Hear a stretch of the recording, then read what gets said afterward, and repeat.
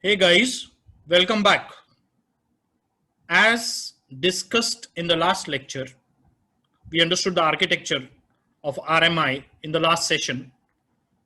As discussed in this session, we are going to write a simple client server application using RMI technology. Client is going to call a method on server, a remote method, a method by the name getMessage. As I told you, that getMessage method does not take any parameter but has a return type string. The return type is string. Client will call that getMessage method on server. That method is going to return a string. You know what string are we going to return? Hello client. Client is going to receive that string and he's going to show it on console. That's it. So this is the application that we are supposed to write, a distributed application, client server application using RMI technology.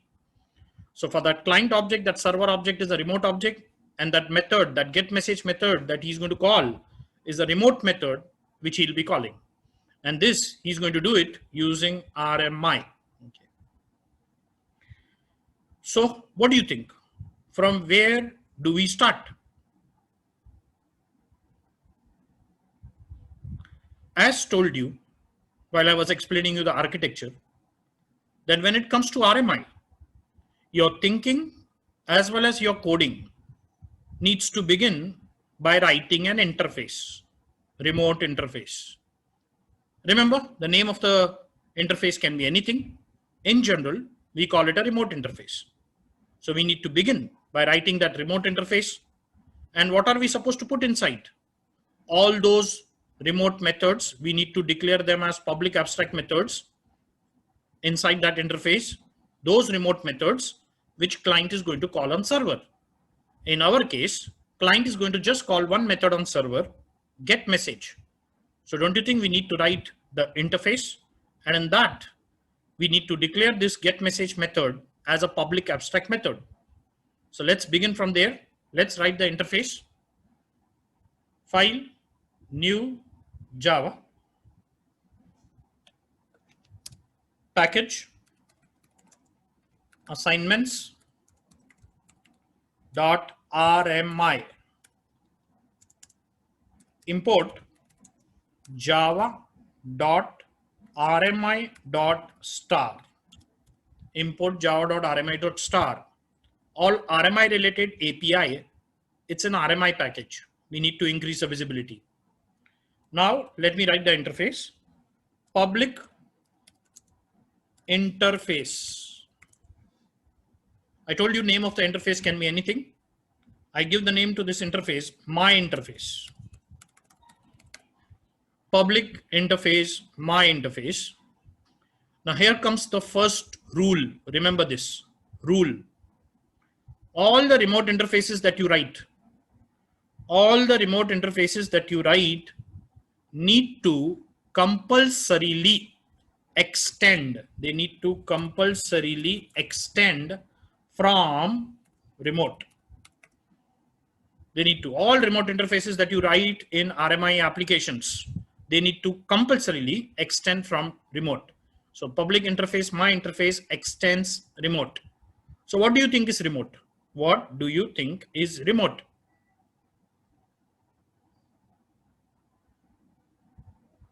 It's an interface. Remember, a class can extend only one class. An interface can extend multiple interfaces. A class cannot extend an interface. An interface cannot extend a class. So what is this remote? It's an interface. And it's in that java.rmi package. That's why that import. It's an interface and it's a marker interface. M-A-R-K-E-R, marker interface. Why are marker interfaces used? Why they are used? Remember this also I taught you when we were doing that serializable interface, which is again a marker interface.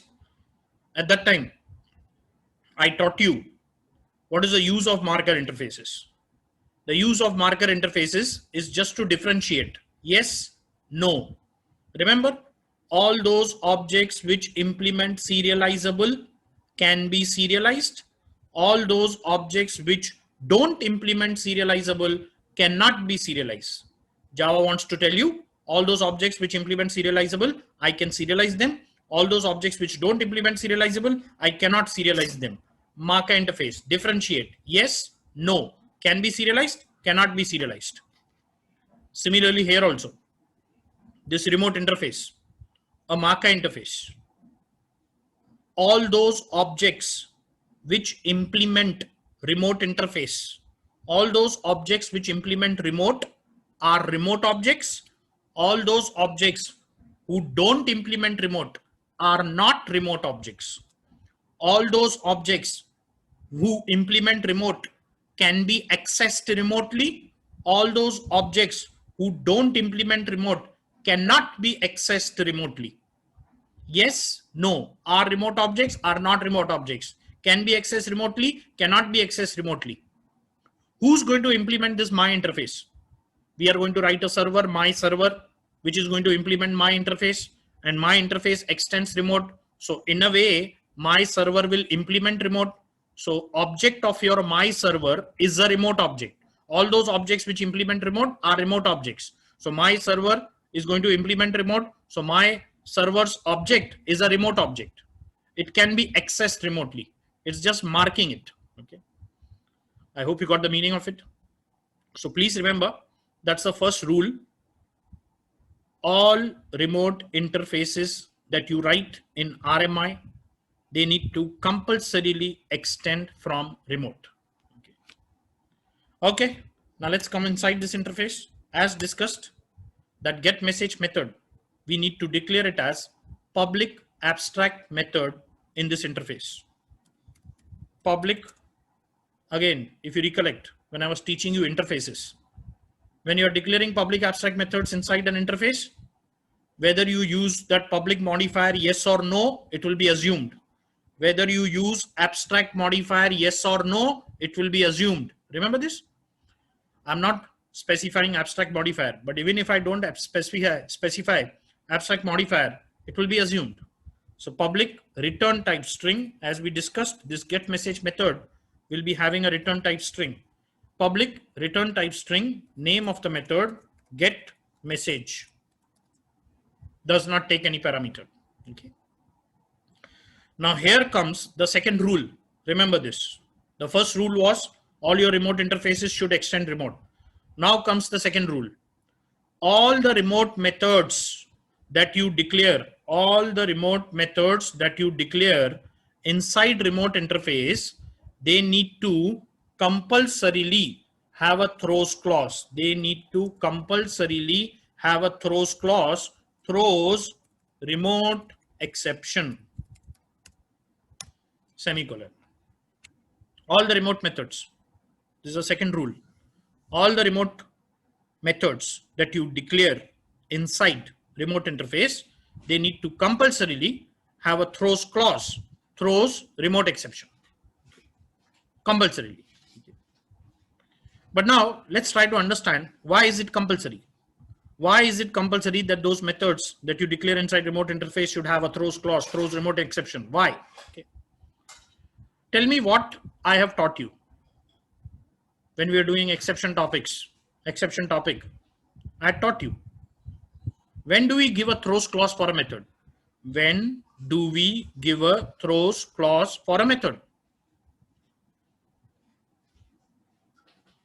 If you remember, when in a method, we are writing a code which has a potential to throw any kind of an exception, and if we are not catching it, then we say throws. In fact, if that exception is a checked exception and if you're not catching it, it's compulsory for you to say throws. But if it is an unchecked exception, you may not, that is your choice. But I had recommended you that wherever you know that the code that you have written has a potential to throw unchecked exception, and if you're not catching it, it's always a better practice. You need to say throws. So that is what you had learned, that if in a method we are writing a code which has a potential to throw any kind of exception, if in a method we are writing a code which has a potential to throw any kind of an exception, and if we are not catching it, then in that case, we need to say throws. That's what we learned. Okay. But now the question is, this method, where are we going to give body to this method? Where? In the server application, in our my server is going to implement my interface. So don't you think we are going to give body to this method in our my server? Yes. Now tell me, what is the code that we are going to write inside? What is the code that we are going to write inside this method? What did we decide? Yeah, only one line of code. Return hello client. That's the only code that we are going to write inside this get message method when we give body to this method in our server. Now tell me, this line of code that we are going to write, return hello client, does it have a potential to throw any kind of an exception? Does it have it? Return hello client. Does it have any potential to throw any kind of an exception? No, absolutely not. It does not have a potential to throw any kind of an exception. Then the question comes, why is Java forcing us to put a throws clause? What we have learned, that if in a method we are writing a code which has a potential to throw any kind of an exception, and if we are not catching it, then we say throws. But the code that we are going to write inside this get message method, return hello client, does not have a potential to throw any kind of an exception. Then why is Java forcing us to say throws? Don't you think this question should come up in your mind? Okay. Yes. Now let us try to understand, why is Java forcing us? Let's try to understand. Let's try to understand. Don't forget that you are not the only one who's going to give body to this method in your my server. You are not the only one. There's someone else also who's going to give body to this method. Tell me who? Stub, server stub. Remember the architecture? Server stub also implements the same remote interface. So he's also going to give body to this get message method. Now, do you think he's going to, when he gives body to this method in the stub, do you think he's going to write return hello client? No. We had already discussed in the architecture what type of code he writes. What type of code is written inside this method in stub? Socket code, IO code, opens a socket connection, serializes the arguments, deserializes the returns. That is what is the code. What is the code which will be written in stub in this method? All socket and IO related code. Now tell me, all the code that he's writing, socket and IO related code, don't you think that code has a potential to throw different types of exceptions? Yes, socket related exceptions, IO related exceptions. So you know what that stub does? The code that he writes inside this method, he puts that code in a try and he gives multiple catches. The code that he writes inside this method, the stub, puts that code in a try and gives multiple catches. Okay. And you know what does he do in every catch? What does he do? What does he do? Let me take you back to that exceptions topic. In the exceptions topic, when I was teaching you try, catch, finally, I gave you one example. Hey, listen guys, I'm writing a software for my client, and in that software I have this M1 method which is giving lot of services to my client. And for providing these services, I'm using lot of resources. I'm using IO, I'm using sockets, I'm using database. So all the code that I'll write, which will be using these resources, all that code will have a potential to throw different types of exceptions. So what I'll do in my M1 method, I'll put the entire code in a try. I will give multiple catches, catch IO exception E, catch socket exception E, catch SQL exception E. I'll give multiple catches.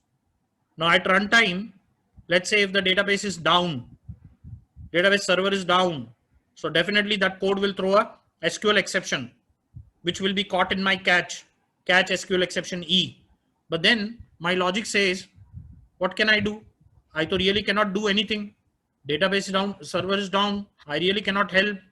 So my logic says this exception which has come to me, let me throw it to my client only. Let him understand database is down. Let him try after some time. Similarly, if network is down, I'll get socket related exception. What can I do? I cannot really do anything. So if I get an exception, my logic says throw this exception to my client only. Let him understand that the network is down. Let him try after some time. So that way, whatever exceptions are coming to me, my logic says all these exceptions, let me throw it to my client only. That's what my logic is saying. But if I do that, my client will get different exceptions. Doesn't look good. So what I have told my client, hey, listen, client, if I have any problem, if I get any problem, you will just get one exception. Could not do work exception. Only one exception I have told my client that you're going to get. Could not do work exception. But when you print it, you'll get the exact message. What was the problem? That is what I've told my client. But then how to achieve it? What did I do? If you recollect, in all those catches, what code I had written, throw new could not do work exception inside the bracket e.toString.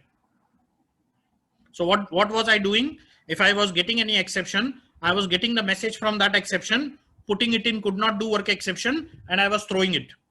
That is what I was doing in every catch. I hope you remember. The same thing the stub does. Same thing stub does. Entire code, he puts it in a try and he gives multiple catches. If he gets any exception, you know what he does in all those catches? Throw new remote exception inside the bracket e.toString. So if he gets any exception, he puts the message in remote exception and he throws it. To whom does he throw? Client. Because who's going to call this method on stub? Client is going to call. So he will throw remote exception to the client. So means client is calling a method.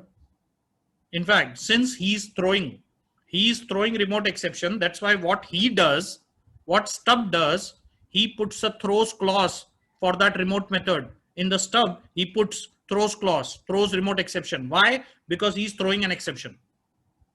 So means client is calling a method on stub. Client is calling a method on stub which has a throws clause. So logically, client should be aware that the method that he's calling has a throws clause. Don't you think?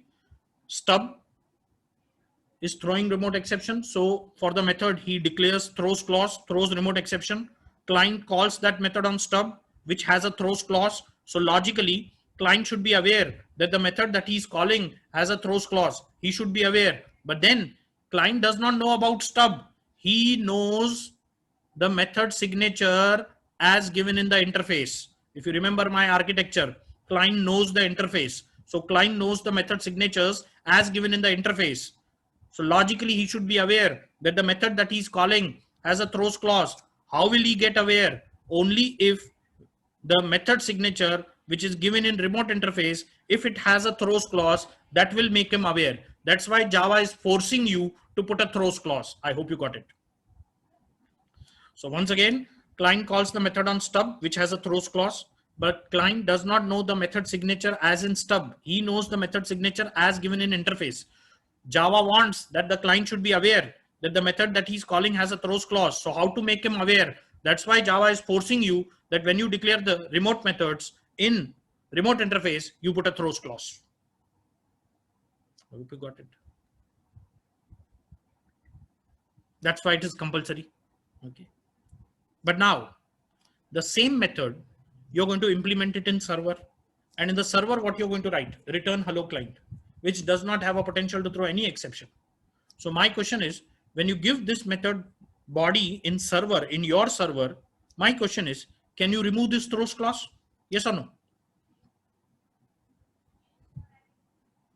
Yes, you can remove it. That also I had taught you in exceptions topic. Remember in exceptions topic, we had taken a case of start method and run method. I told you I'll be asking you some questions. You reply only keeping one thing in mind. The thing that you keep in mind is, by you doing something, if Java has to make any changes in its API, it will not allow you to do that. But by you doing something,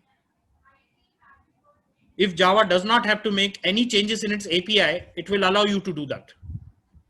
That is what I told you. And then I had asked you questions.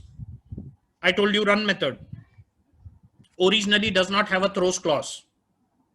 When you inherit and when you override, can you put a throws clause? That was my question. What was the answer? Yes, you can put a throws clause for unchecked exception. No, you cannot put a throws clause for checked exception. Run method you are inheriting originally does not have a throws clause. While overriding, can you put a throws clause? You can put a throws clause for unchecked exception. You cannot put a throws clause for checked exception. I had justified it to you also. Who calls run? The call for run method comes from start method. If you put a throws clause for checked exception, start from where run is getting called, that call will have to be put in a try and a catch has to be given. Now for you, is Java going to change the code in start method? No, it's not going to change. So it will never allow you for run method to put a throws clause for checked exception. But if you put a throws clause for unchecked exception, it is not compulsory for Java to call that run method in a try catch. That's why it will allow you. This was the justification I had given you. So that was the first question I had asked you. The second question that I had asked you was, run method originally does not have a throws clause. In fact, the second question which I had asked you was, imagine run method originally had a throws clause. When you inherit and when you override, my question was, can you remove it? What was the answer? Run method, imagine, originally had a throws clause. When you inherit and when you override it, can you remove it? What was the answer? The answer was, yes, you can remove it. If run method originally has a throws clause, start from where run method is getting called. It must have been called in a try catch. Now by you removing throws, is it compulsory for Java to remove that try catch? No, it is not compulsory. So you can remove it, no problem. Remember this? The same thing here. When in your server, you're giving body to this method, you can always remove that throws clause. You can remove it. Why? Who is calling this method on your server? Who is calling? Skeleton calls that method. Now when skeleton calls this method on your server, he calls it in a try catch. Now if you remove that throws clause, is it compulsory for skeleton to remove that try catch? No, it is not compulsory for him. So he will, this is allowed. So when we give body to this method in server, we can always remove it. And that is what I'm going to do. We are going to write return hello client inside, which does not have a potential to throw any kind of an exception. So I'm not going to keep that throws clause. So when I give body to this method in server, I'm not going to keep that throws clause. I'm going to remove it. But in interface, you will have to give that throws clause. Why you need to give this in interface? Because Java wants that client should be aware that the method that he's calling on stub has a throws clause. How to make that client aware? When you put that throws clause in the signature in your interface. Because client knows the interface. So he knows the method signature as given in interface. That's why Java forces you to give that throws clause for the method in the interface. But the same method, when you're going to give body to in the server, you can always remove it. Okay. Return hello client does not have a potential to throw any kind of an exception. I'll remove it. I'm not going to put the throws clause. But one thing. Every time when we give body to remote methods in server, every time our logic will be not as simple as return hello client. If we are writing some business logic which is complex business logic that we are writing in that remote method in server, and that logic that we have written has a potential to throw different types of exceptions, and you want to throw these exceptions to the client, in that case, what you'll have to do, you cannot directly throw the exceptions to the client. Who has called the method on your server? Skeleton has called. So if any exceptions have to be thrown, they have to be thrown to the skeleton. But then skeleton is ready only to catch one exception, remote exception. He will not catch every exception. You can only throw remote exception to him. So what you will have to do in your server, any exception, you catch it and you do the same thing what stub is doing. In your server also, you also do the same thing what stub is doing. If you are getting any exception, you catch it, you get the message out of it, put it in remote exception, and you throw remote exception. Skeleton will catch that remote exception, serialize it, send it across the network. Stub will receive it, and in turn, he will throw it to the client. And if you are doing that, if you are throwing that remote exception to the skeleton, then in your server also, that remote method, you will have to give the throws clause. So if you're throwing, you will have to give. If you're not throwing, you can always remove it. I hope you got it. Okay. So that is how it is. That is how it is. Okay. That is how it is. So I think we are done with our interface. Let us save it by the name myinterface.java.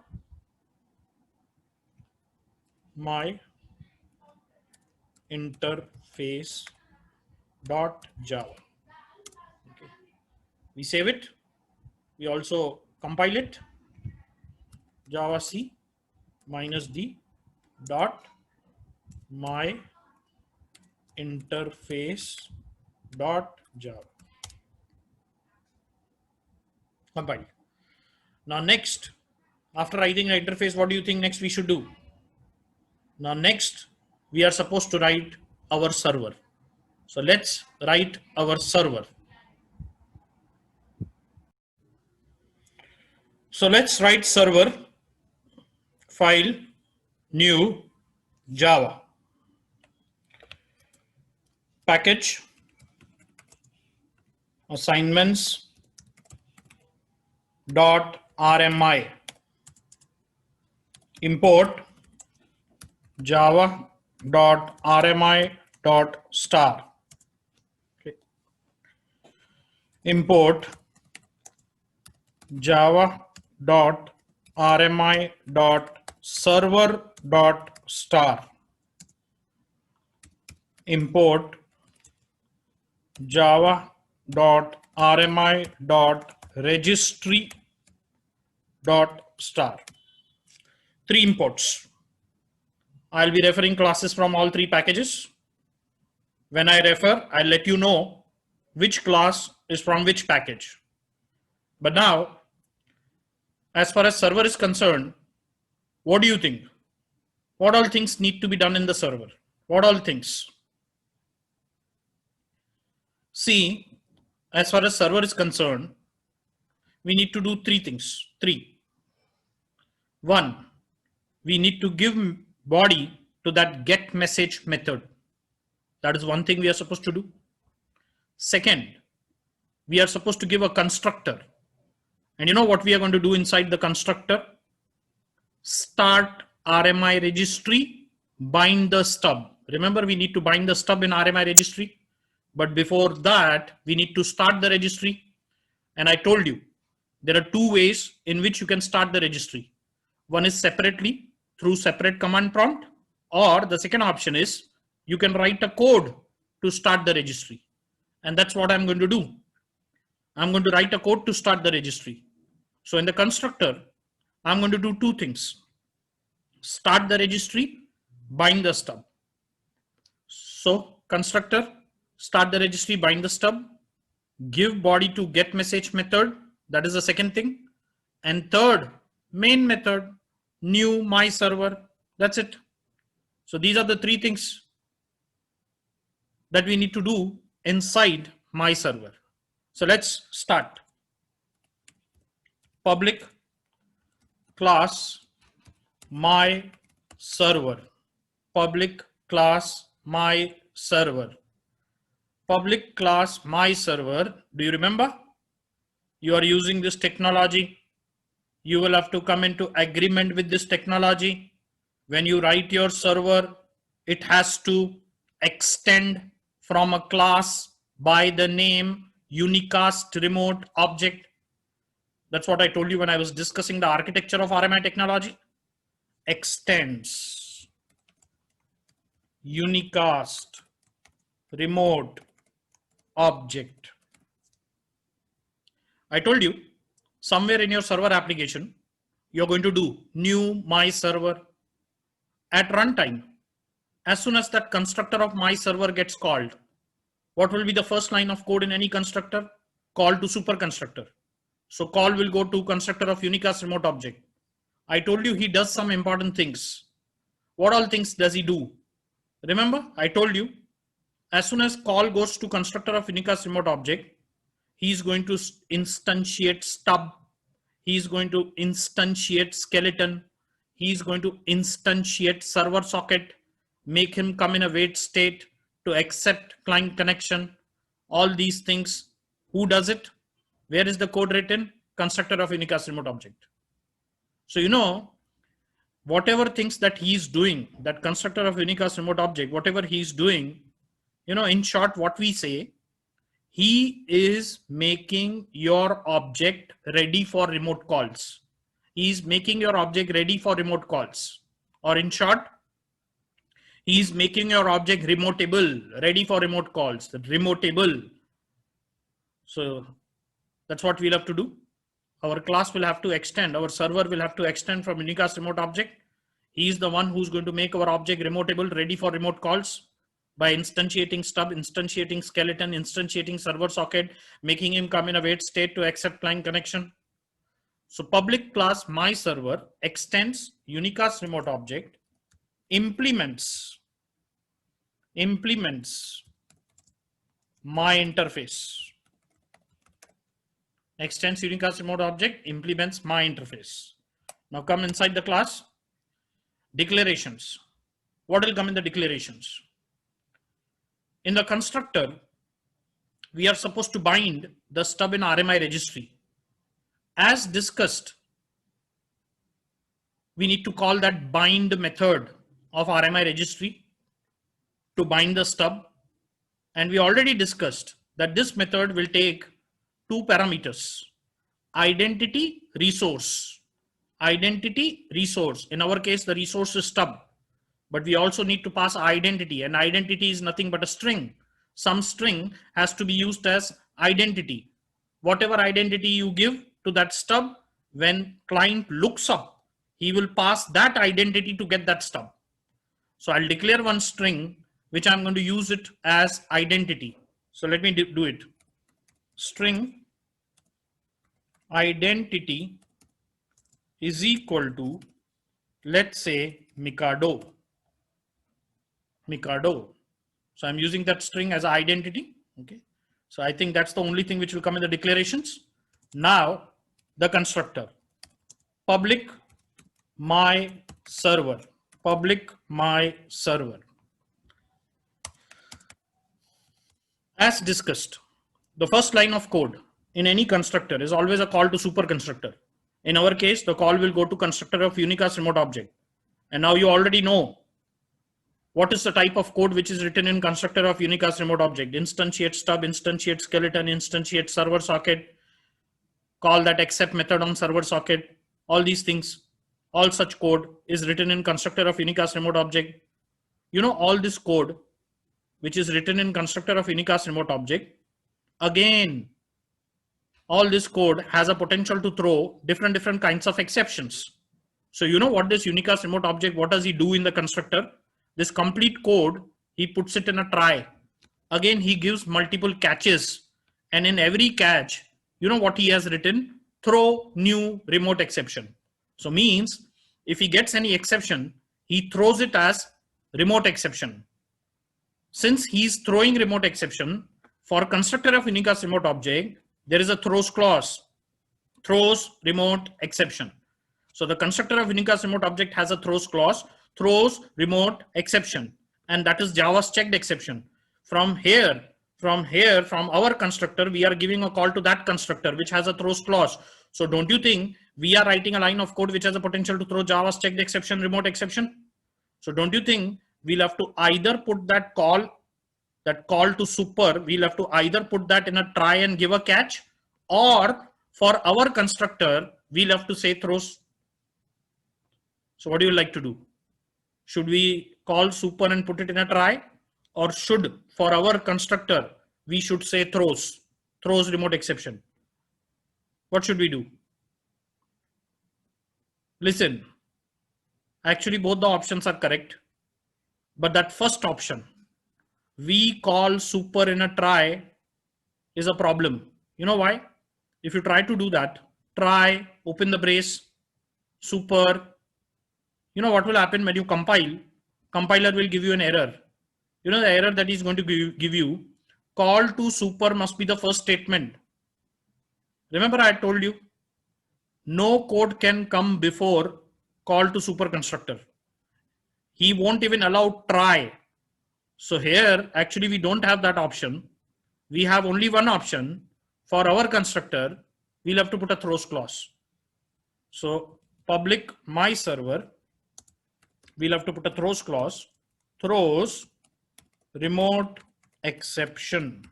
Okay, throws remote exception. So please be careful. All your RMI servers that you're going to write, the constructors, you will have to give a throws clause, throws remote exception. If you forget to give, compiler will give you an error on the opening brace of the constructor. He'll say, this line of code that you have written has a potential to throw Java stacked exception, remote exception, either catch it or declare it to be thrown. Now, when you look at that line of code, you must be wondering, I have not written any code. Why is he giving an error? Don't forget, call is going to super constructor and that super constructor has a throws clause. That's why he will give you an error. So remember, all the constructors of your RMI servers, they need to have a throws clause, throws remote exception. Okay. So coming inside constructor, as discussed, we need to start the registry, bind the stub. Let's do that, but let me put some comments. System.out.println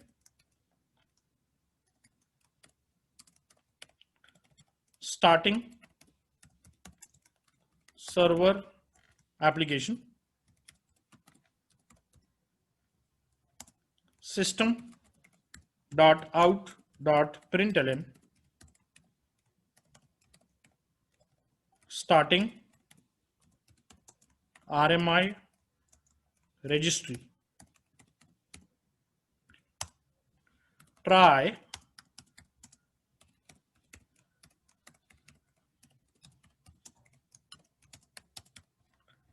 system.out.println e. Now see how I start the registry. Locate registry dot create registry inside the bracket 1099. Look here. This is how I start the registry. Locate registry dot create registry inside the bracket 1099. Now look at this code. So what do you think is locate registry? Yes, it's a class. Locate registry is a class. It's in registry package. Unicast remote object class is in server package. So I hope you understood why these two imports. Unicast remote object is in server package. Locate registry is in registry package. Locate registry is a class. Create registry is a static method. It's a class method. It's a static method in locate registry class. Takes parameter int port. This create registry method of locate registry, when you call it, it will actually start RMI registry. And when I was explaining you the architecture, I already told you that RMI registry also starts a server socket to which lookup method connects. So we are telling RMI registry to start the server socket on port number 1099. Okay. So create registry will start RMI registry and it will open a server socket on 1099. You can pass any port number, whatever you want. You know why I decided 1099? Because that is its default port. If I wouldn't have started the registry programmatically, if I would have started RMI registry from command prompt, so by default, it would have started on 1099. That's what. That 1099 is its default port number. If you want some other port number, you are free to use it. You can pass any port number you want. But there is a problem. There is one problem. Let's say if you don't use port number 1099, if you use some other port number, let's say 2000. Let's say I don't use 1099. I go for port number 2000. If I go for port number 2000, then this string identity only Mikado will not do. Then in that case, that identity string identity, you need to give complete URL. if you are changing the port number from 1099 to any other port number, your string identity, you will have to give complete URL. Complete URL. Now what URL? Imagine if we were using port number 2000, then string identity is equal to Mikado will not do. Then in that case, see here, string identity is equal to complete URL. Complete URL. Now what URL you will have to give? In a URL, what is the first thing that comes? In any URL, what is the first thing that comes? Protocol. Protocol. The protocol that you will have to give is RMI, RMI, colon, slash, slash. In a URL, first thing what comes is a protocol. Then what comes? After protocol, what comes? IP address. Now whose IP address? This identity string will be used when binding has to be done. And binding has to be done where? In RMI registry. So you're supposed to give IP address of the machine where the registry is running. This string identity. When it will be used? While binding the stub. When you call that bind method, and what that bind method is going to do, it's going to bind the stub in registry. So he has to locate the registry. So he needs to know the IP address of the machine where the registry is running. In our case, our registry will be running on the same machine. So in that case, we need to pass IP address of our machine, which is nothing but localhost. Localhost. So in a URL, first what comes is protocol, then what comes is IP, then third what comes? After IP, what comes? Port number, colon, port number. So bind method will like to know on which port number is that registry running so that he can bind the stub. Where have we started the registry, on which port number? 2000. So we'll have to give him port number 2000. Okay. Protocol, IP, port, the last thing in the URL, resource, your actual identity, whatever string you want. In my case, I want it to be Mikado. Mikado. So this is how you'll have to give the complete URL. In case if you're changing port number from 1099 to anything else. You know, if you are using port number 1099, then only Mikado will do. You know why? Because when you give only Mikado, then also a default URL will be created. And in that default URL, you know what he's going to do? He's going to take protocol to be RMI. He's going to take IP to be localhost. He's going to take by default port number to be 1099, and he will create a URL. So the default URL that he's going to create is what we want. It is matching. That's why only if we give Mikado, that's fine. But the moment you change your port number from 1099 to something else, then I think you can understand we'll have to give the complete URL. Because in that case, if we just say Mikado, so the default URL that he's going to create, in that he's going to take the port number to be 1099. But our registry is running on 2000. So that won't do. So in that case, we'll have to give the complete URL.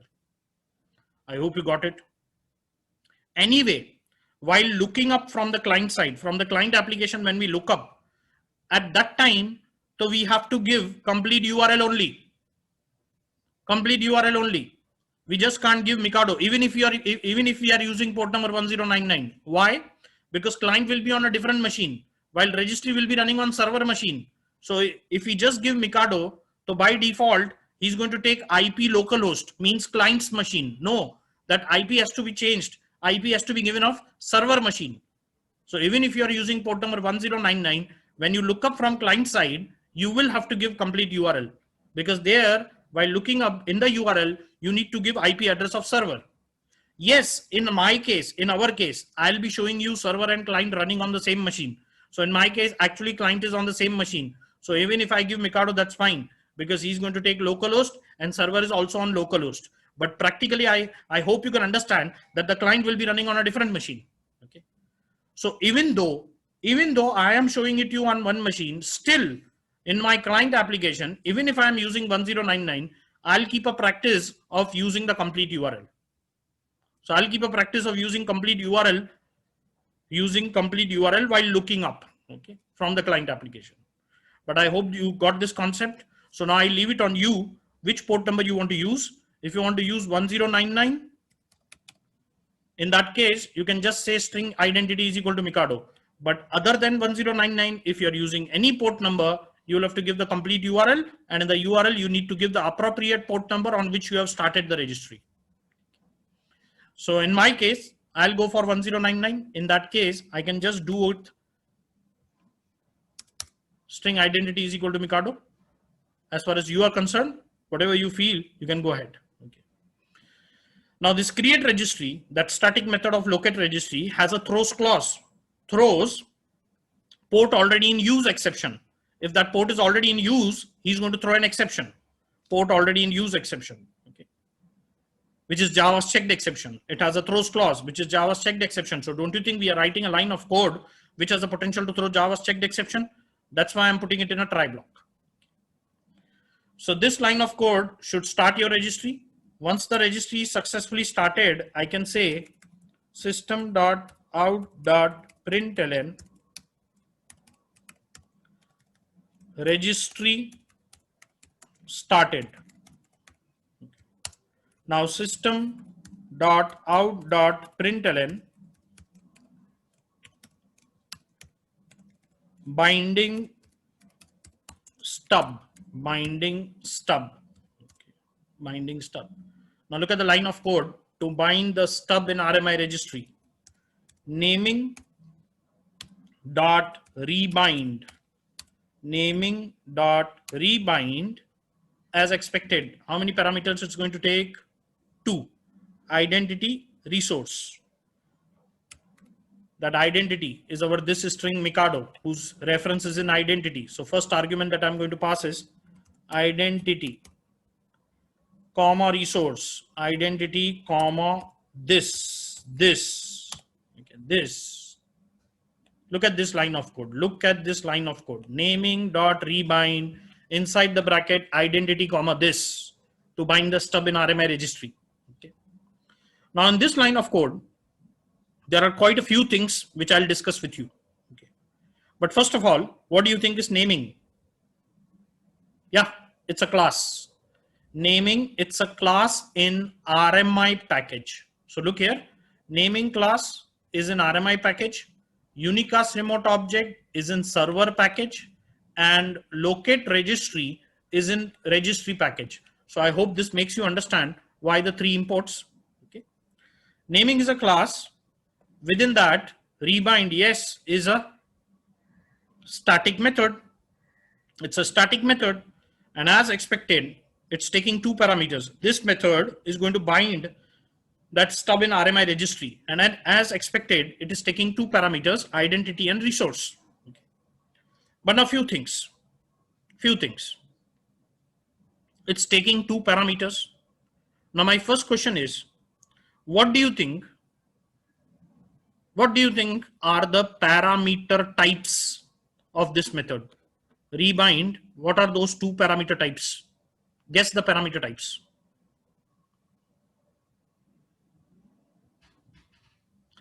The first parameter, yes, is a string.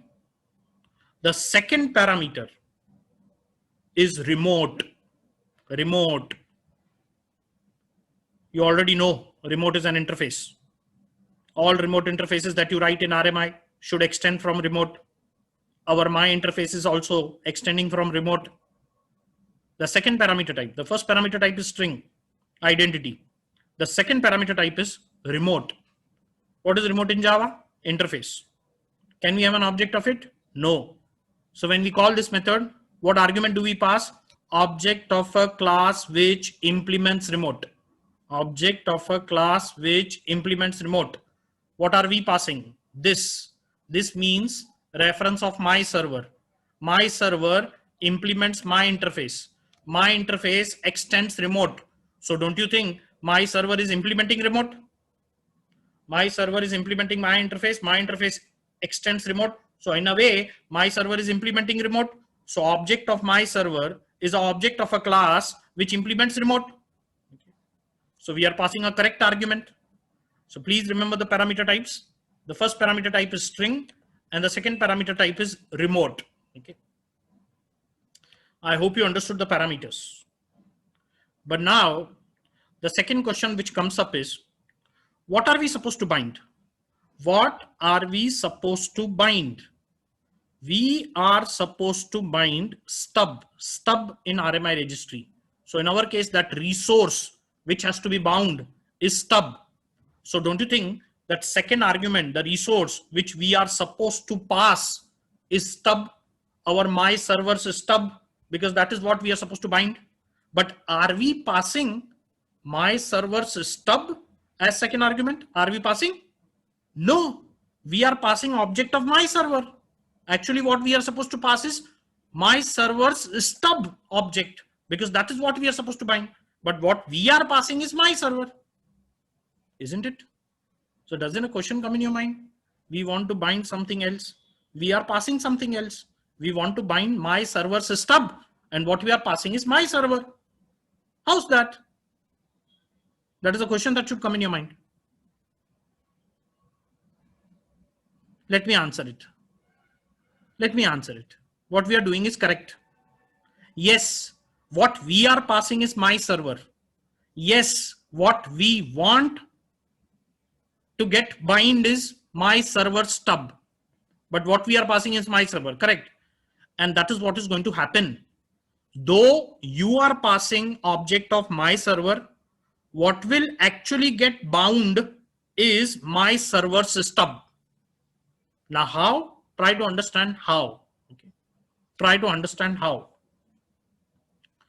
I have a simple question to you.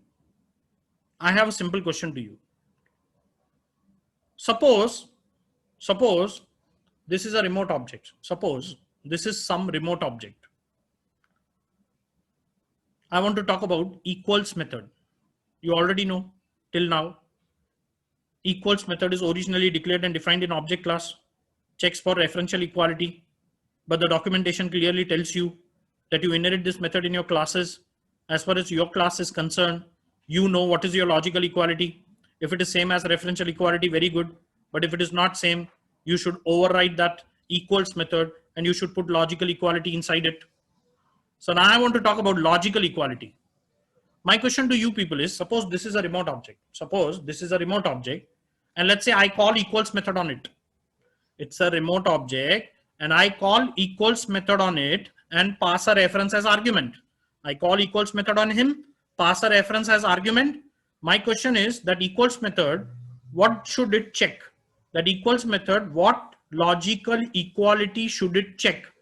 That reference that I have passed as argument, should it check that that reference is its direct reference, or should it check that that reference is its remote reference?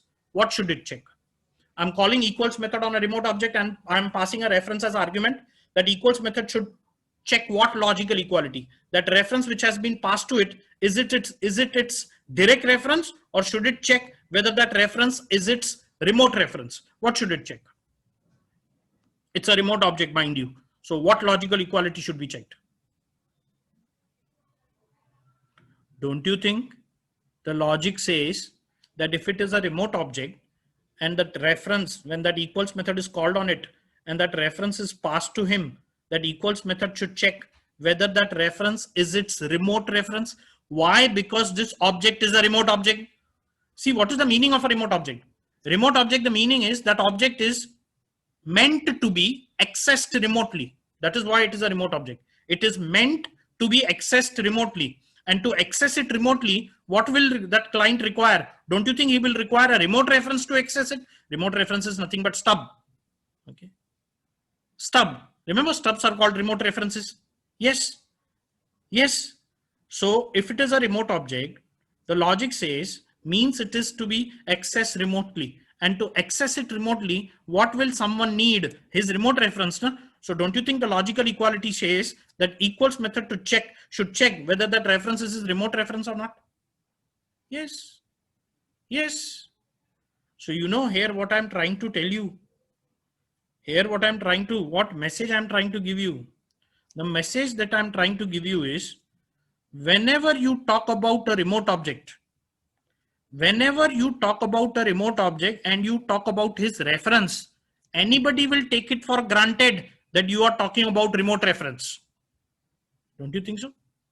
Whenever you talk about a remote object and you talk about his reference, anyone will take it for granted that you are talking about his remote reference. If you tell someone, hey, listen, this is a remote object and this is his reference. This is his reference. That person will by default take it that when you are saying this is his reference, he will consider it to be a remote reference only. Why? Because that object is a remote object. Isn't it? Now this logic that we are talking about, that whenever you talk about remote object and you talk about his reference, anybody will by default consider or take it for granted that that reference is a remote reference. This logic that we are talking about is inbuilt in RMI, inbuilt in RMI, that whenever you talk about remote object and you talk about his reference, it's but understood that you are talking about remote reference. That's a logic which is inbuilt in RMI. Now look, this rebind method that you're calling, okay? This rebind method that you're calling, it's RMI API method that you're calling. You are telling this rebind method that you want to bind this resource. You want to bind this second argument is the resource which has to be bound. You're telling him this is the resource which has to be bound. What you are passing? My server. You're passing object of my server. You're telling that this is the resource which has to be bound. What is he going to bind? What that rebind method is going to bind? What is he going? Don't you think he is going to bind the reference of that resource? In RMI registry, what is he going to bind? He is going to bind the reference of that resource. So he also understands, oh, this resource, his reference has to be bound. Oh, this is a remote object. This my server is a remote object. His reference has to be bound. So by default, what he is going to bind is remote reference, and remote reference is nothing but stub. So what he is actually going to bind is stub. I hope you're getting it. You're telling rebind method, I want to bind this resource. What is he going to bind? He's going to bind reference of that resource. He will also understand, oh, this resource, its reference has to be bound. This resource is a remote object. Remote object's reference has to be bound. So by default, what he's going to bind is remote reference. So he's going to bind stub of my server. And that's exactly what we want. Okay. I hope you got it. So that logic is inbuilt in RMI, that whenever you talk about the remote object and you talk about his reference, it's taken for granted that you are talking about remote reference. Okay. So remember in RMI, wherever you feel that I want to pass a stub, RMI API methods, whenever you are calling and whenever you feel I'm supposed to pass stub, forget, don't pass stub, pass remote object. He will automatically take its remote reference. So you never need to pass a stub. You pass remote object, he will automatically take its remote reference, and remote reference is nothing but stub. So he'll automatically take its stub. Okay. So he's going to bind the stub. In fact, if I tell you more details, just now we discussed what are the parameter types? String, remote. Look at the second parameter type, remote. Since the second parameter type is remote, don't you think anyone who's calling this method, what second argument he's going to pass? Remote object only. There is no other option for him because the parameter type is remote. So the person who's calling, the argument that he has to pass, object of a class which implements remote, means he's going to pass a remote object. So there's no other option. He cannot pass non-remote object. Anyone who's calling that method has to pass second argument remote object. So what I mean to say, this rebind method doesn't even have to check whether that resource, that second argument, that resource, is it a remote object or not? Is it a remote? It's guaranteed that that will be a remote object. So he knows its remote reference has to be bound. He doesn't even have to check why the second parameter type is remote. So anyone who's calling this method is going to pass second argument as remote object. There cannot be a normal object which can be passed, non-remote object. Only remote objects can be passed. So he doesn't even have to check internally whether that resource is a remote object, yes or no. Okay.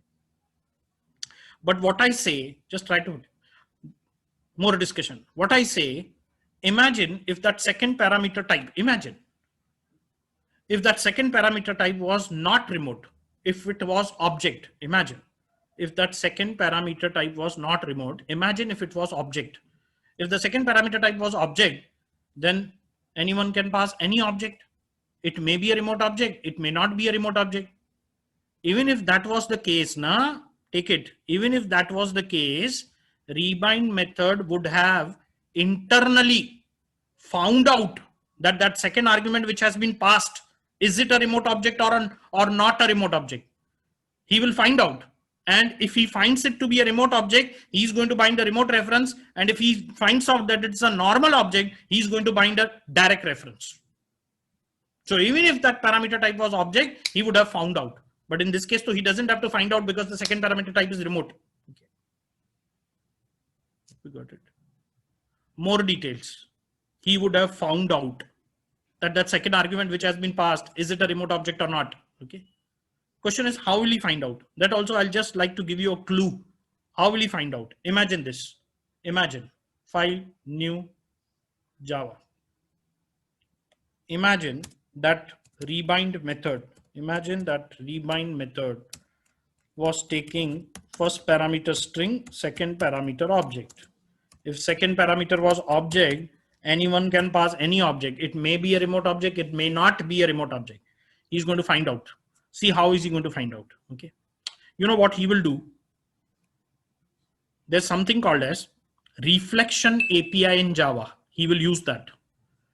Now this reflection API that I'm talking about is used a lot by Java itself and all Java related frameworks, Struts, Spring, Hibernate. They internally use a lot of reflection API. Java itself also uses. Okay. Now what is this reflection API? Through which he is going to find out whether that second argument is a remote object or a non-remote object. He'll find out using reflection API. Okay. You know, in object class, there is a method. In object class, there is a method by the name get class. In object class, there is a method by the name get class. And you know what is the return type of that method? Class. Class. You know there is a class by the name class in Java, in Lang package. Get class method, the return type is class. Means what it returns? Object of class. Object of class. So you know what this rebind method will do? He will call that get class method on that second argument, that O, and the return type is class. So something like this. Class C is equal to O dot get class. He'll call that get class method on that second argument which has been passed. The return type of that method is object of class. Now you know this class in Java. Class in Java has methods which can give complete details about the class. This object is of whichever class. The details of that class can be got using object of class. Okay. Class C is equal to O dot get class. Now this object of class has methods which can give complete details about the class. For example, there is a method in class get name. It returns the name of the class. Get superclasses. It returns the list of all the superclasses of that class. Get implemented interfaces. It gives all the list of implemented interfaces by that class. Get constructors. It returns all the constructors in that class. Get methods. It returns all the methods which are there in the class. Complete details can be found out. So you know what that rebind method will do? On that second argument, he will call that get class method. He will get object of class. Then you know what he will do? C dot get implemented interfaces. C dot get implemented interfaces. So don't you think he's going to get the list of all the implemented interfaces by that class? And you know, then what he'll do in that list of implemented interfaces, he's going to check, is there an interface by the name remote? If there is an interface by the name remote, means it's a remote object. And if there is no interface by the name remote, it is not a remote object. Because if it is a remote object, he must be implementing remote interface. So he just needs to find out this is object of whichever class, is that class implementing remote. If it is implementing remote, it's a remote object. And if it is a remote object, bind the remote reference. And if it is not a remote object, bind the direct reference. Is that clear? This is just for your knowledge. So that is how using reflection API, he will find out whether that second argument which has been passed, is it a remote object or not a remote object. Okay. In fact, as I told you, this reflection API, Java internally uses it. You know, in some previous sessions, we had done validation. If O instance of button, that instance of operator, also uses reflection API. If O instance of button, you know what that instance of will do? O.get class. That O is referring to whichever object, you get the class, object of class, O.get class. Class C is equal to O.get class. C.get name, he will find out the name of that class. That O is referring to whichever object, get the class object of that, find the name of the class. C.get class, C.get name. If the name is button, return true. If the name is not button, C.get superclasses. Get all the superclasses of that class. In that list of superclasses, if there is a class by the name button, return true, else return false. So that instance of operator also uses reflection API. I hope you got all the details. So coming back to our code. Okay.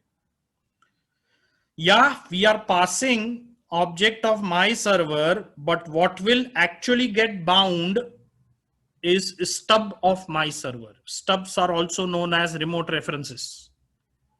You are telling this guy, please bind this resource. Which is that resource? My server. When he say bind, what will he bind? He will bind the reference of that resource. But since it's a remote object, that my server is a remote object, which reference will it bind? Remote reference. And remote reference is nothing but stub. So what will ultimately get bound is stub.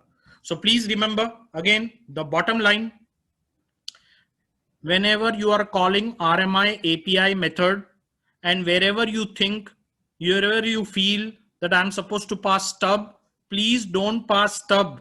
Pass remote object. That method will automatically take its remote reference. Remote reference means he's going to automatically take its stub. So you don't have to pass stub. Okay. So this will do the needful. That stub will be bound. One more thing. There are actually two methods. Rebind, which I am calling, and there is also a method by the name bind. Okay, bind. Okay, you can also call that method. Takes the same parameters, does the same thing. Only one difference. You know what happens if you call bind method? If there is already a resource bound by the name Mikado, he will throw an exception. But if you call rebind, what that method will do, even if there is already a resource bound by the name Mikado, he's going to replace it with this resource. So now your logic is going to decide what you want to use. Okay. So both methods are there, rebind as well as bind. So once this line goes successful, I can say system.out.println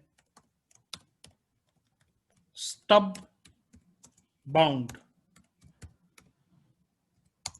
System.out.println waiting for client calls. Okay, so that's it. Try over, give a catch. So constructor over. So whatever we wanted to do in constructor, we are done. In the constructor, we decided we are going to do two things. We are going to start the registry, bind the stub. Both the things have been done. Okay. Now after constructor, as discussed, we are supposed to give body to that get message method. So public return type string, name of the method get message. I remove the throws clause as discussed. If we are going to throw an exception, if we are going to throw remote exception, we'll keep that throws clause. If you are not going to throw, we are going to remove it. So I'll just, but you need to give that throws clause in the interface. Okay. Throws remote exception. In server, if you're throwing, keep it. If you're not, you remove it. Okay. I'm not going to throw it. So I'm going to remove it. Okay. As discussed, only one line of code. Return hello client. So we are done. Last, main method. You're just supposed to give the main method.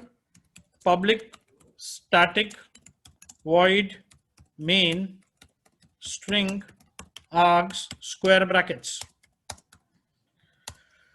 New my server.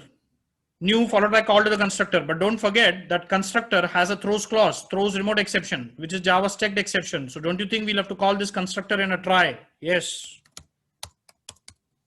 Try. Give a catch. Exception E. System dot out dot println E. New my server. New my server. So we are done. All three things have been done. Constructor written, body given to get message, and main method. So let me save it. My server.java. Okay. So we are done. We'll just open the command prompt, compile it.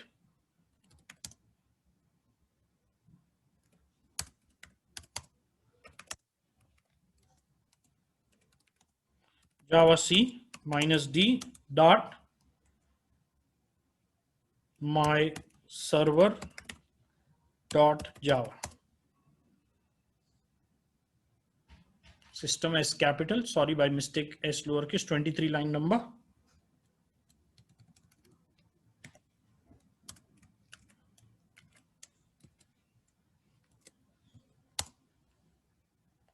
Compiled successfully. So we are done with interface. We are done with server. Now we need to write client. We need to write client. So let's start writing the client application. Okay. Let's write the client application. File, new, Java.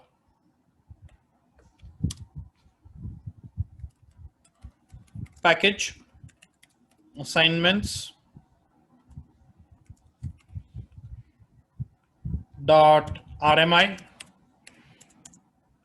import Java dot RMI dot star. Now, what are we supposed to do in client application? What do you think are we supposed to do in client application? Actually, client application is very simple. You just need to have a main method. And in the main method, you know what we are going to do? We are going to look up for that server stub. Once we get the server stub, we'll call that remote method. Which method? Get message. When we call that get message, we'll get that string and we'll show it on console. That's it. Everything will happen in main method. Look up for server stub, call the remote method. Okay. So let's do it. Public class my client. Within that main method, public static void main string args square brackets. Let me put some comments. System dot out dot println starting client application. System dot out dot println looking up for server stub.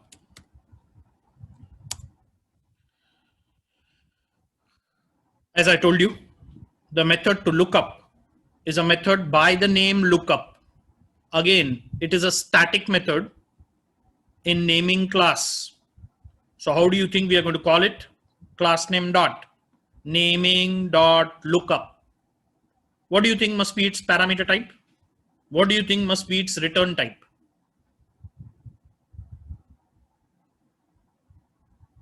As you know, lookup method will take identity and he will return stub. Takes identity, returns stub. So what do you think must be its parameter type, return type? Yes, the parameter type is string. It takes a string identity and the return type is remote. If lookup method, if bind method is taking remote, lookup method, the return type will be remote. Yeah, the return type of that method is remote. So let's call that method try catch exception E.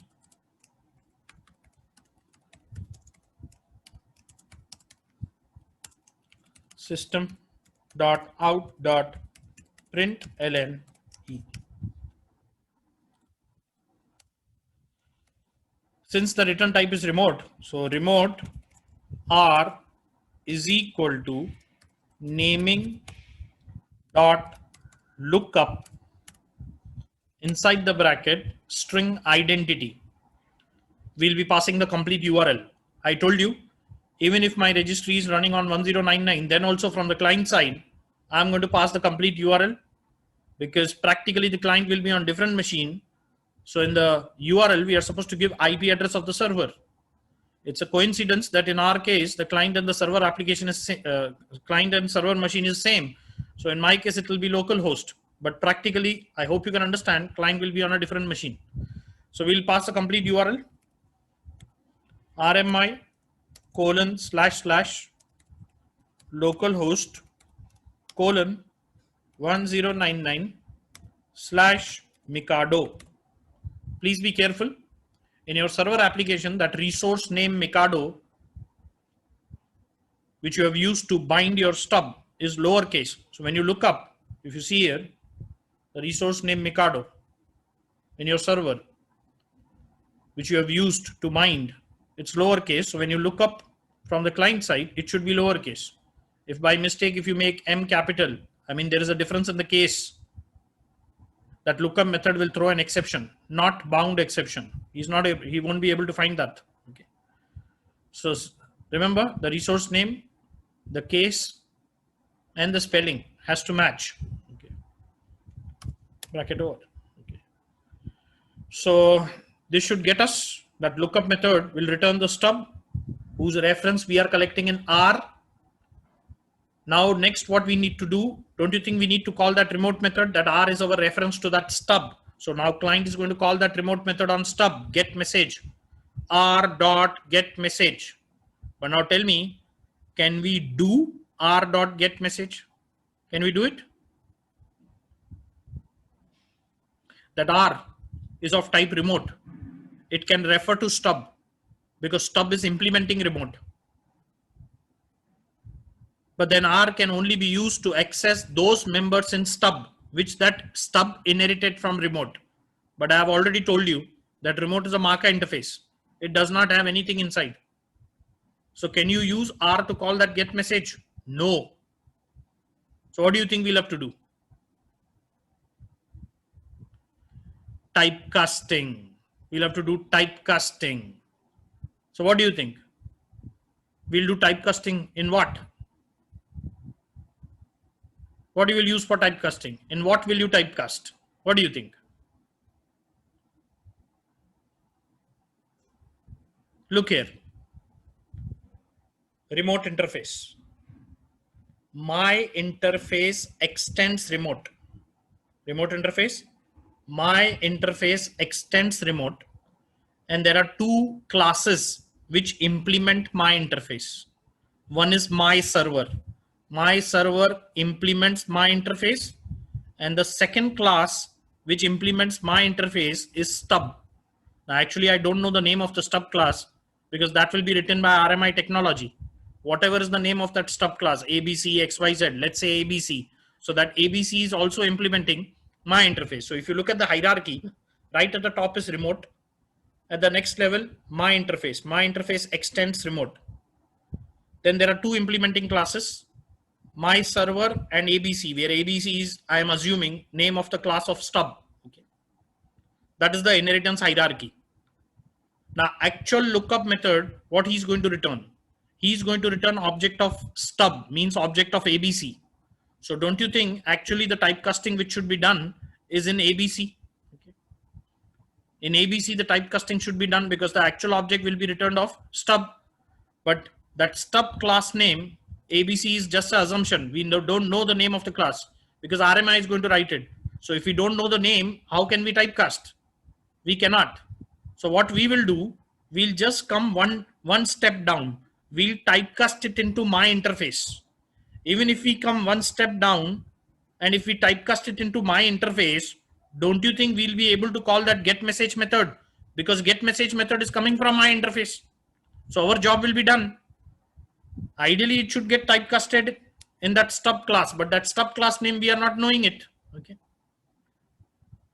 So we'll just come one step down and we'll typecast it into my interface. In fact, here, some students tell me to typecast it into my server, which actually is an invalid typecasting. If you typecast in a my server, that is valid as per compiler. I hope you remember typecastings I had taught you. Typecastings are allowed in Java only if they are valid typecasting. A typecasting is allowed only if it is a valid typecasting. Invalid typecasting not allowed. Whether a typecasting is valid or not is either known at compile time or known at runtime. If you typecast in a subclass, that is valid as per compiler. If you typecast in a non-subclass, it is invalid as per compiler. He'll give you an error.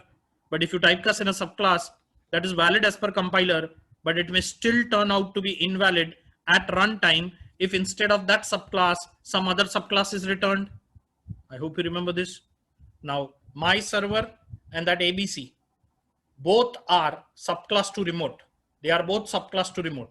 So you typecast it in ABC or you typecast it into my server, it will be valid as per compiler. But actually at runtime, the object will be of ABC. So if you have typecasted it into my server, that valid typecasting of compile time will still turn out to be invalid at runtime, because instead of that subclass, that other subclass has been returned. So you'll get a runtime exception if you typecast it into a my server. Okay. So we'll just go one step down and we'll typecast it into my interface. Okay. And our job will be done. So instead of remote R is equal to, I'll say my interface. My interface, let's say mi is equal to typecasting my interface naming dot lookup. Okay. So once this line goes successful, I can say system dot out dot println got the stub. We got the stub.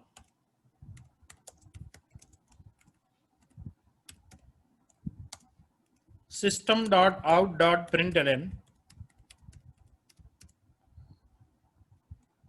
calling remote method. Calling remote method. Now we're gonna call it system dot out dot println mi dot get message. Mi dot get message. That get message returns a string which we are printing and showing it on console. Now just remember one thing, you're calling that get message method on stub. Please don't forget that. You're calling that get message method on stub, and remember that get message method in stub, that remote method in stub has a throws clause, throws remote exception, which is Java's checked exception. So when you're calling that method, you are actually writing a line of code which has a potential to throw Java's checked exception. So that code has to be written in a try block. We are already in a try. Okay. Why I pointed out that? Because you never forget that you are actually calling on stub. If you see that my get message method in your my server, it does not have a throws clause. But don't forget, you are not calling the method directly on server. You are calling the method on stub, and that stub has a throws clause. I hope you got it. Okay. So I think we are done. We just called the method. We are done. Try over, catch over, main over, class over. Let's save it. My client.java. Let's compile it. Java C -d dot my client.java. Compiled successfully. So all three Java files have been compiled. My interface.java is compiled. My server.java is compiled. My client.java is compiled. Now, what do you think next we should do as per the architecture which I told you? Remember, first you need to compile all three source code using Java C, the Java compiler. After that, I told you, you need to use another compiler, RMIC, RMI compiler. Like Java C is Java compiler, RMIC is RMI compiler. I told you next, you need to use that RMIC, RMI compiler. RMI compiler takes bytecode, gives you bytecode, takes bytecode of server, gives you bytecode of stub and skeleton. So don't you think we should do RMIC? We should pass bytecode of server. He will give us bytecode of stub and skeleton. That is the next thing we should do. Yeah, that is what we should do. But then you have a good news. You don't have to do it. You know why? That original architecture which I told you was initially when RMI was introduced, that was the architecture and we used to do RMIC and everything. Okay. But then there have been developments in RMI. You know, the first development to happen was that skeleton was discarded. That separate class skeleton was discarded. What they did in that unicast remote object, they did write one anonymous inner class, and in that they did the job of skeleton. So that skeleton additionally required was no more a requirement. So, you know, when that happened, after that, when we used to do RMIC, now we used to get only dot class file of stub. Originally, we used to, when we used to do RMIC, we used to get dot class file of stub as well as skeleton. But since this development, when that RMI, that skeleton was discarded and its functionality was put in unicast remote object as an anonymous inner class, now no more. Then after that, when this development happened, after that, when we did RMIC, we used to just get dot class file of stub. Okay. So that was the first development. Then the next development to happen was in JDK 1.5. What they introduced, no need to do RMIC, no need of stub.class. What they did, by that time, a new technology was introduced, CGLib. Using that CGLib technology, now what they do, they create a dynamic proxy, dynamic stub, no need of dot class file of stub, dynamic object created using that technology. So since 1.5, there is no need to do RMIC. That stub will be dynamically generated. Dynamically, the object will be created without dot class file using CGLib technology. So now no more need of RMIC. So now actually the things are very simple. What you will have to do, open two command prompts. One command prompt you run the server, one command prompt you run the client. So you compiled all three source code. Now run server on one command prompt, run client on another command prompt. That's it. So on this command prompt, I'll run the server. Java assignments dot RMI dot my server. Starting server application, starting RMI registry started, binding stub bound, waiting for client calls. Okay. Now from the second command prompt, I'll be running the client.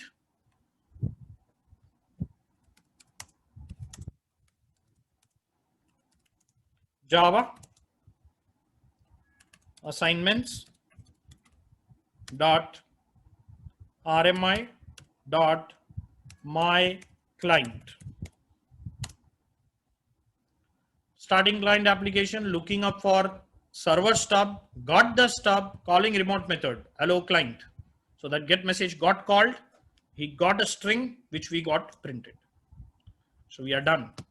So this was a very simple RMI application, a client server application. We developed it using RMI technology. Okay. Now next, after this, the second application that I want to write is directly a big RMI application, a project. Okay. And that also using RMI callback. RMI callback. I hope you remember what is RMI callback. Not only client calling methods on server, even server calling methods on client. Two-way communication. Okay. RMI callback application. You know which application? Again, a chat server. Just as we did it in sockets. But this chat server that we are going to develop it in two stages. In the first stage, common chat room. common chat room, just like we did it in Socket. Message from one client goes to all. Only thing is, this time our client application will directly be a GUI application, no console client. Server will be console, but client application will be a GUI, JFrame. And you know, in that JFrame, what all components we are going to keep? JText area, JText field, JButton. Messages from server will be shown in JText area. Messages which have to be sent to the server will be typed in JText field. JText area, JText field button. This time we will have one more GUI component, JList. That JList will show the candidates who are there in the chat room. So client will be a GUI, 4 GUI components, JText area, JList, JText field, JButton. JList will show the candidates who are there in the chat room. Okay. So chat server application has to be developed using RMI callback. First stage, common chat room, message from one client goes to all. Once that is done, then we'll upgrade it for private messaging. Message from one client goes to one client, private messaging, but that will be stage 2. First, we need to concentrate on stage 1 and finish the common chat room. That's what we are supposed to do. Okay. It's a RMI callback in application. So what do you think? How many remote interfaces have to be written? 2 remote interfaces. One implemented by server known by client, another implemented by client known by server. 2 remote interfaces. One interface implemented by server known by client, another interface implemented by client known by server. 2 interfaces have to be written. And I've already told you, RMI application, your thinking as well as your coding needs to begin from remote interface. So your thinking as well as coding has to begin from those 2 remote interfaces. So we need to begin from there. So now this big application, big project, we'll be doing it in next session. Till that time, I will want you guys to think, how are we going to develop it? In fact, as I told you, your thinking should begin from interface. So you know how you should think, that in those 2 interfaces, one which is implemented by server, other which is implemented by client, which remote methods should we declare? That should be the angle of thinking, because there is from where we are going to begin. Okay. So keep thinking. Meet you in the next session. Bye for now.